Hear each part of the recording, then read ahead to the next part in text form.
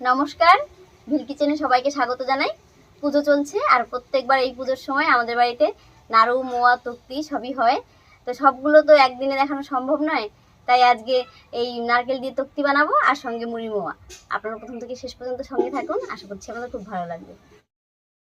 আমি নারকেলটা ফাটাইয়া নারকেলটা করে নেব। আর আমি এদিকে উনুনটা জ্বালিয়ে মোয়ার জন্য গুড়টা জাল বসিয়ে দেবো।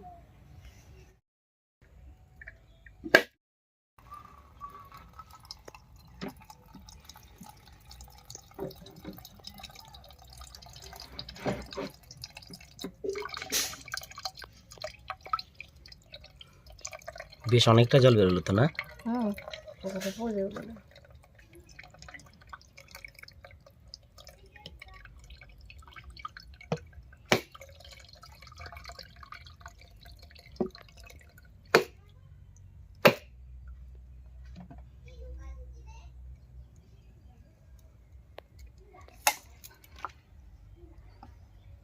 এটার মধ্যে একটু শ্বাস হয়ে গেছে না?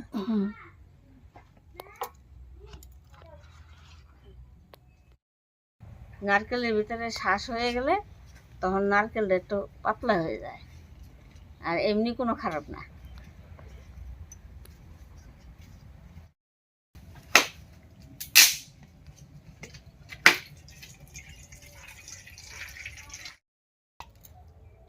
এই যে এটারও একটার মধ্যে একটুখানি শ্বাস। বাহ,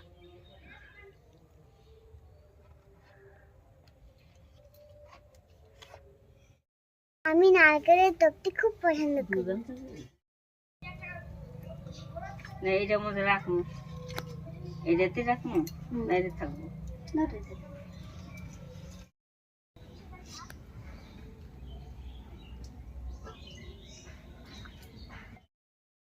উনুন জ্বালিয়ে কড়াই বসিয়ে দিয়েছি। এবার কড়াইতে জল দেবো আর জলের মধ্যে গুড় দিয়ে জাল করব। আর এমনি যে নর্মাল আখের গুড় হয় সেই গুড়টাই কিন্তু আমি নিয়েছি।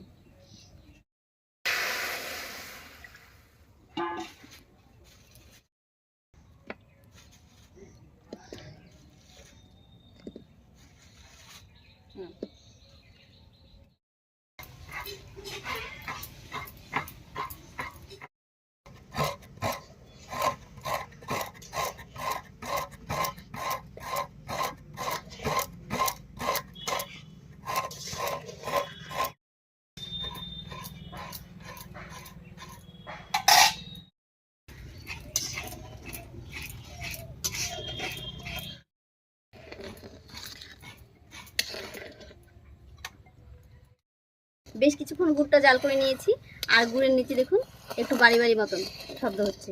তো আমি গুড়টাকে ছেঁকে নেব।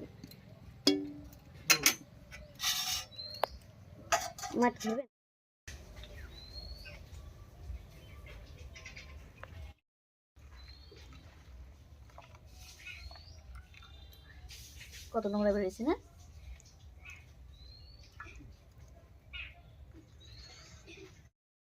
কড়াইটাও পরিষ্কার করে ধুয়ে নিয়েছি। এবারে নামিয়ে রাখা গুড়টা আবার দেব।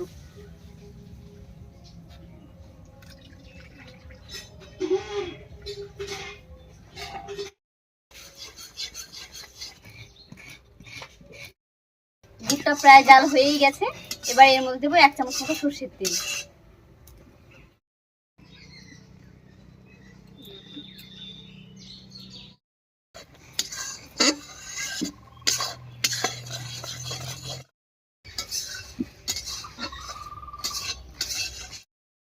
গুড়টা জাল হয়ে গেছে, এবারে মুড়ি দেব।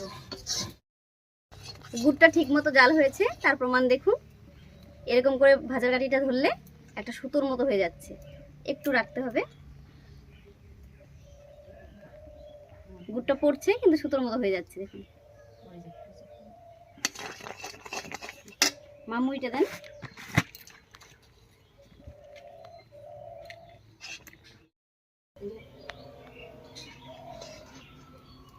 আমি দিই, আপনি নাড়েন।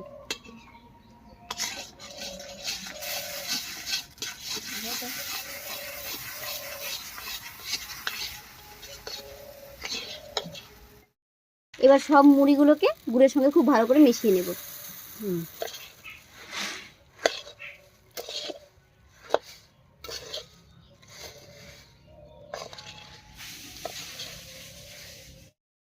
মেশানো হয়ে গেছে।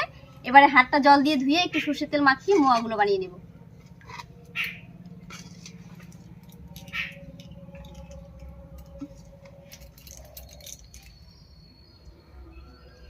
আর মোয়াটা কিন্তু এরকম গরম গরম অবস্থাতেই বানাতে হবে, ঠান্ডা হয়ে গেলে আর হবে না।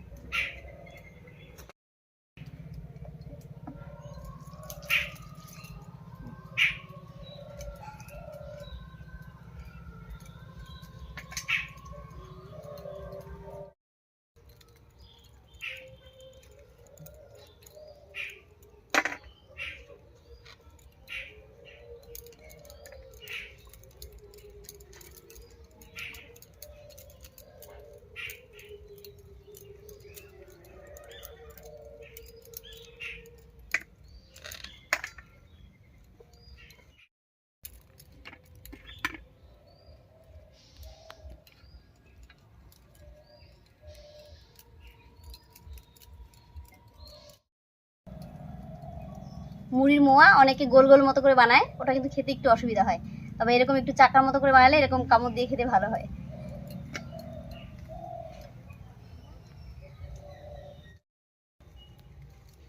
হাতের তালুতে নিয়ে দেখুন আমি দুপাশে চাপ দিয়ে দিয়ে বানাচ্ছি।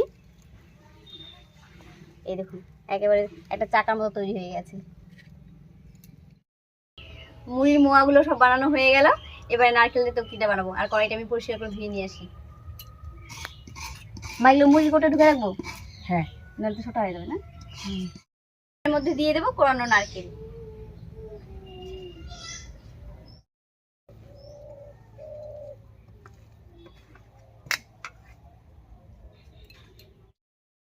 এবারে কোরানো নারকেলের উপরে দিয়ে দেবো চিনি। আর চিনি আমি নিয়েছি, যতটা নারকেল নিয়েছি তার থেকে একটুখানি কম নিয়েছি। এবারে নারকেলের জল দিয়ে খুব ভালো করে মেখে নেব। এখানে আমি নারকেলের জলটা রেখে দিয়েছিলাম, 1 কাপ মতো জল দিলাম। এবার খুব ভালো করে মেখে নেব।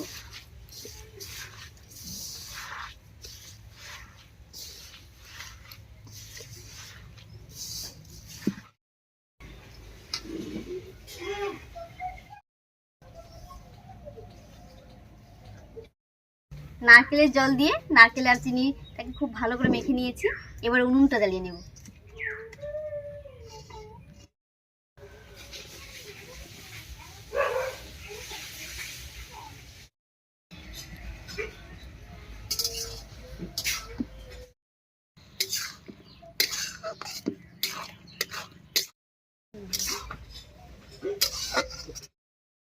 নাড়ু, মোয়া, তক্তি যে কোনো কিছু বানানোর সময় কিন্তু উনুনের আঁচটা একটু কমিয়ে কমিয়ে রাখলেই ভালো হয়।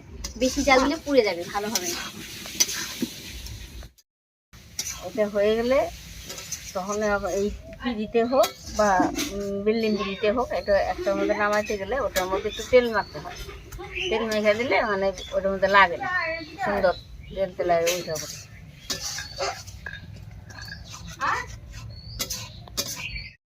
নারকেলের মধ্যে যে জলটা উঠেছিল, জলটা দেখুন শুকিয়ে গেছে। আর এই অবস্থায় নাড়ানো বন্ধ করা যাবে না, সবসময় নাড়তে থাকতে হবে।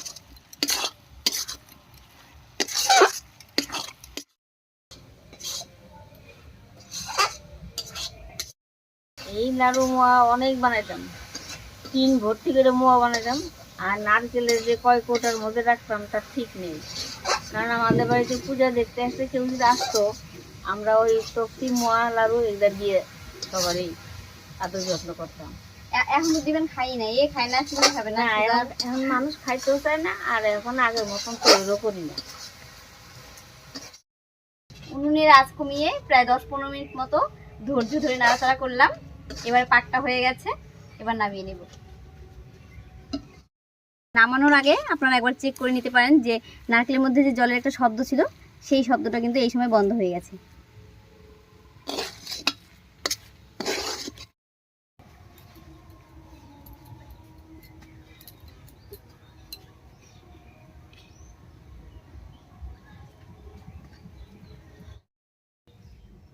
হয়ে গেছে।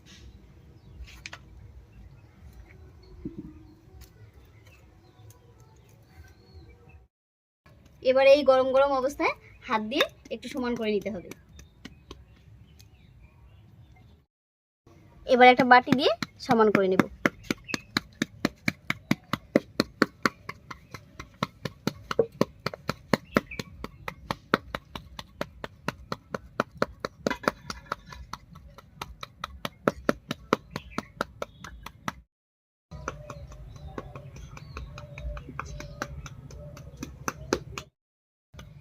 নারকেলের পাকটা খুব ভালো হয়েছিল বলে দেখুন কি সুন্দর হলো। এটা কাটতে অনেক ভালো হবে। এবার এই অবস্থায় 10-15 মিনিট মতো রেখে দেবো, একটু ঠান্ডা হলে পরে কেটে নেব। আমি 10 মিনিট মতো ঠান্ডা করে নিয়েছি। তবে আপনাদের কাছে সময় থাকলে একটু বেশিক্ষণ ঠান্ডা করে নেবেন, এমনকি ফ্যানের নিচে রাখলে আরও বেশি ভালো হয়। এবারে কেটে নিচ্ছি।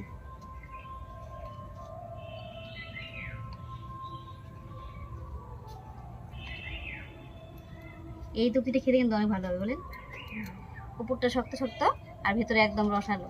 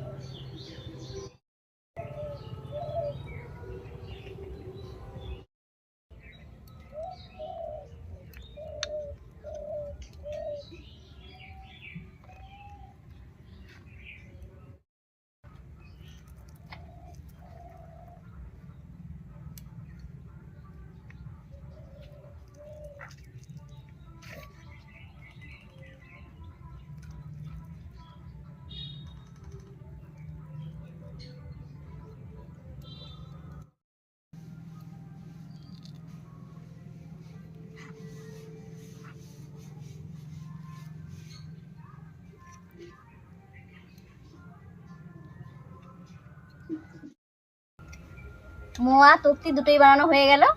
এবারে খেতে কিন্তু দারুণ মজা হবে সন্ধেবেলা। যাই হোক, ভিডিওটা কেমন লাগলো অবশ্যই কমেন্টে জানাবেন। আর যদি ভালো লাগে একটা লাইক করে দেবেন এবং চ্যানেলটিকে সাবস্ক্রাইব করে এইভাবে আমাদের পাশে থাকবেন। আজ এই পর্যন্তই, আবার কাল দেখা হচ্ছে নতুন কোনো রেসিপি নিয়ে।